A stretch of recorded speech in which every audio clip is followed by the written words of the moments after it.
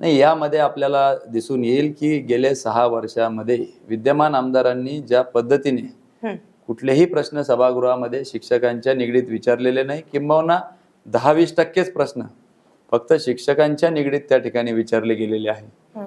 आणि ज्या पद्धतीने शिक्षकांच्याच विरोधात अन्याय करून अनेक शिक्षकांनी 420च्या केसेस त्यांच्या विरोधात त्या ठिकाणी दाखल केलेल्या आहे.